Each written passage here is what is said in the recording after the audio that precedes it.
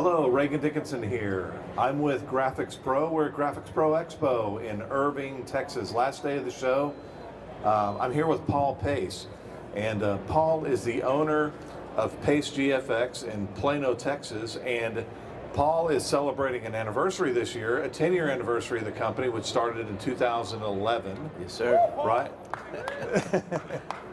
And the company has evolved over the years, obviously, because when you and I toured your shop last year, Paul, and I know that one of the things that you got started with was vehicle graphics. You did a lot of wraps back in the day. I don't think you're doing as many vehicle wraps, and from what I understand, you've really turned it into what I would call a design, build, branding company. In other words, you want a facelift on your corporation, whether it's your headquarters or some facility, you're the kind of, they turn to you, correct? Yes, sir, that's correct. Right, and so last year when we met, it was an older facility that you had been in for some time, and you moved recently.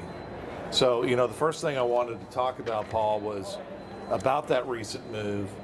Just kind of give me an overview. First let's talk about, why did you decide to move? And how did you choose your new spot? Yeah. We were in 7,000 square feet, and we were just crammed in there.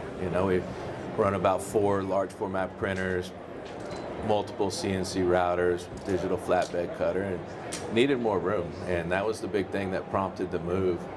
And, we went from 7,000 square feet, where we were just working on top of each other and machines were jammed in there, to 14,000 square feet. And it's crazy that we're going from 7,000 to 14,000 square feet. So you're doubling, yeah. Yeah, just thinking, we'd have so much room in the world, but, we still working on top of each other, and projects stack up on the tables. But, it's great to have more room, more opportunity to continue to expand and grow. So that's been a key part to why we moved. Just having more room, more warehouse space for, keeping inventory. And that seems like a big thing nowadays, being able to have that inventory, with supply chain issues and stuff like that. Now we got room to where we can keep more stuff in stock. I want to speak to the move itself a little bit, because, I talked to a lot of shops that, are contemplating a move, or they're in the midst of doing one, and anyone who is going to move in the future, what are some of the pitfalls that they should look out for? Were there things that you learned that you would do over again, or if someone was telling you, hey, I'm going to move, that you would recommend that they do or not do, for that matter? Yeah, there's a lot of different things that play into it. I mean, we decided to have the rigging company out there for just a day to move everything, and that was just, it was insane. The movers and everything, just getting everything moved and set up. I think you mentioned to me that y'all did it in one day. Yeah, would you move everything in one day in the future, or would you space it out a little bit? If you ask my GM, Megan, she'd be like, we're spacing it out. But, at the end of the day, when you got so much work to do, you got to get out. You can't afford to be shut down. Definitely very stressful when you're moving, big flatbed printers. And, we have 2 roll-to-roll machines that are 10.5 foot wide. So it's not an easy move. I think the biggest thing is to really be aware of what your needs are. I thought for the longest time I wanted dock high, but you wanted what? I'm sorry. Dock high loading and for shipping and receiving, and it's pointless. We're not unloading semi-trailers and everything like that. And I kind of got stuck on that, but we got a huge spot. The other thing is knowing your power needs, your requirements. When you get into this equipment, you could go into a building that ain't 3-phase or doesn't have enough power. It's going to be expensive. It's nice when you're buying one piece of equipment over, multiple years, and you're only dropping $5,000 to run electrical to it. But when you add it all together, it really adds up. So that was a big eye opener from the move. So huge on the checklist is, do you have the electrical output needed, right? I would assume ventilation falls into this category as well. Is that correct? Yeah, not so much anymore. Yeah. Back in the days of running the solvent inks and stuff like that, you definitely needed it. But now, with the UV inks, they're not that bad, and with the latex inks, with the HP, it's not such a critical piece, right? You know, they're all low VOC free, so it's not that bad. So if you could go back, I don't think you answered my question though. If you could go back and do it again, would you stick to that one-day timetable of getting everything moved, or would you space it out? See, because I think what I'm hearing you say is, no matter what Megan says, right? Yep. It's kind of a pain for her, but it's painful for everybody. Yeah. It's like, you might as well just go ahead and get her done, right? Yeah. Megan would be like, 2 days would be great, but at the end of the day, she's gonna be like, yeah, we'll get it done. But sure. yeah, so yeah, I mean, it was tough, but we made it happen, and you know, it worked out. So we were expecting to work over the weekend, but you know, everyone pitched in, and you know, that one-day move didn't extend into the weekend. So I think they were rather pleased with that. Yeah. Okay, so you had the ability then to kind of lay out how you wanted to lay out your facility, right? For workflow purposes, efficiency. And so what did you do there? I mean, can you kind of give me an overview of how y'all approach that from a workflow standpoint when you go into a new building? Because that's one of the nice things about getting a new building, especially a larger one, is that you have that ability to do that. Yeah. To kind of lay it out how you want it. So how did that work out? You know, luckily, you know, as being a designer and in my early years of trying to become an architect, you know, I understand space planning. And I think that's crucial too, you know, being able to lay out your shop. You know, you can do it in Adobe Illustrator or Corel Draw, but just taking the footprint of the equipment and understanding, you know, what space you need around it. At the last shop, when we just jammed in there, we didn't have proper space, and it was a pain in the butt to load stuff up and move it around. And you know, at the new shop, you know, I was able to take it to our floor plan and just kind of lay it all out and see, you know, how things are going to go from one spot to the next. And you know, having the proper room around the equipment is crucial. You know, when it's just you're smushed in there, you can't move. You know, it's just more of a nightmare of, you know, juggling act really, of just moving stuff around, getting it from one spot to the next, just so you can hope to be somewhat efficient with it all. So it was great to just be able to, you know, we went into a fully open warehouse area that was 100% heated and air conditioned, so that was great. And we were able to set up the walls wherever we needed it. So, you know, now we got space to where it makes sense, and we have room to bring in pallets of material instead of carrying one sheet at a time. So that was great to, you know, just seeing how you're going to get things from one spot to another. Right, and do you set it up kind of like an assembly line, if you will? And when you do set that up, you know, printers as opposed to where the routers are, as opposed to where the production tables are, you know, where you're, you know, using the transfer tape and everything you do with the printing, you know, the production tables, so on and so forth. Is there a kind of a method to that madness for you? Yeah, kind of. You know, I mean, I guess we could have maybe changed it up a little bit, but you know, from the flow of the printers over to, you know, finishing, or over to, you know, the routing room where we run all the CNCs. At the end of it all, it kind of comes from there and just works its way back to, you know, the last shelf. Where it's going to go out for the install team, where clients are picking it up or shipping. So it's pretty well laid out. You know, I think the flow of things is coming along, just on how we move stuff. We might could have done it a little bit differently, but for the most part, it's pretty well laid out to where it follows that stream, you know, through the production process.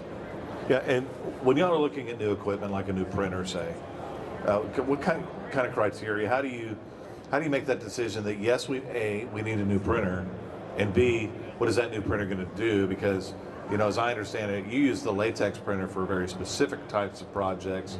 You use your UV Cure for other types of projects. So first, tell me, from a printer standpoint, generally speaking, by the technology, kind of what kind of projects you're using those for, and when you're looking at new technology, I don't know if you're looking at something right now. Do you see a need to adopt that? So you know, right now, we've always, you know, it's evolved over time, right? You know, we started out doing a lot of vehicle wraps where, you know, the latex ink and the HPs were great. You know, started out with some golly back to the 25-500 and then the 360s and the 570 to the 1500, and they've been great for a lot of our vehicle wraps and you know, brick wall wraps and anything that's outdoor definitely has been great.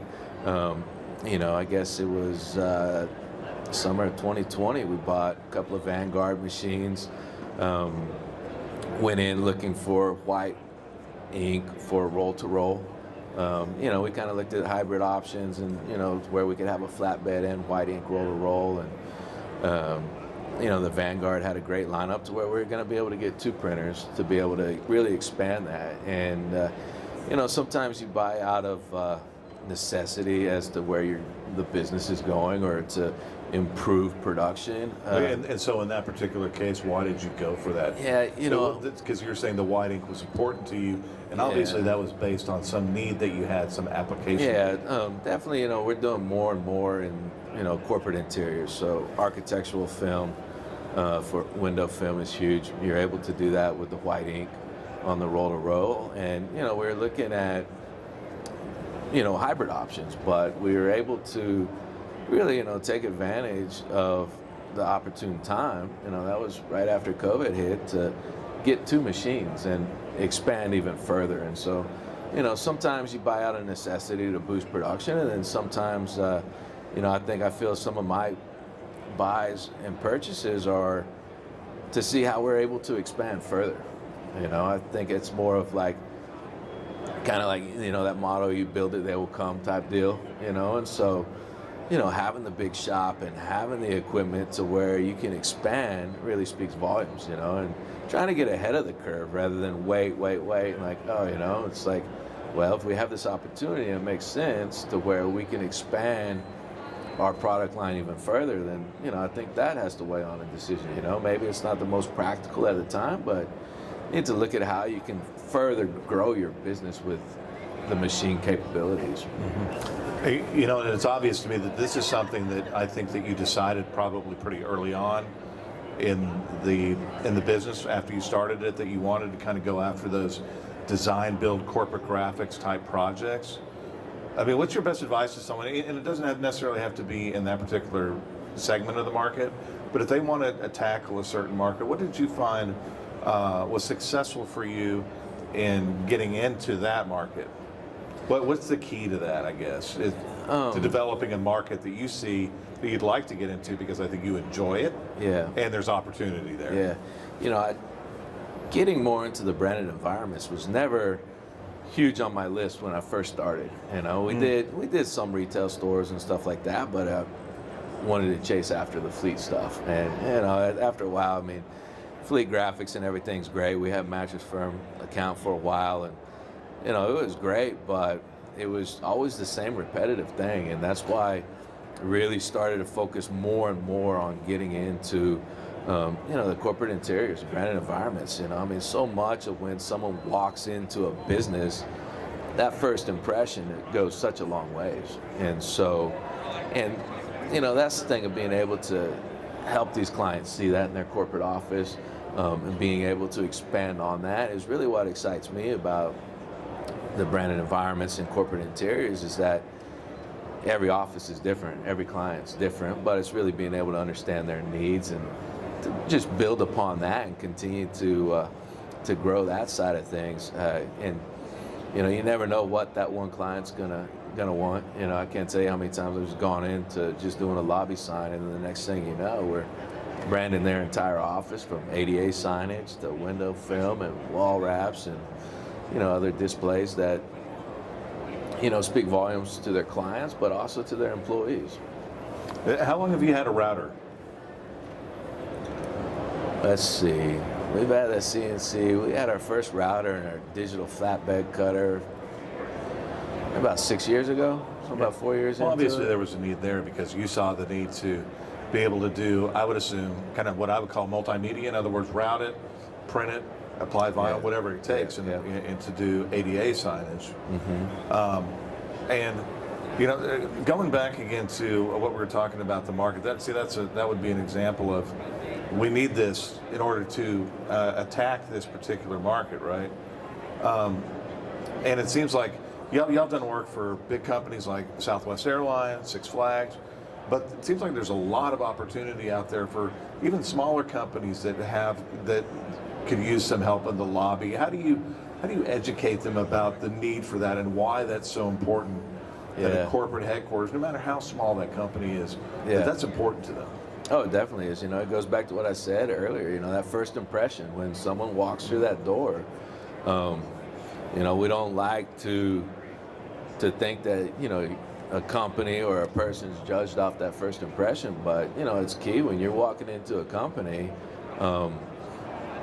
that you make that great first impression, because that's always it goes a long way with the client, the customer, and even employees, when you're trying to attract great talent.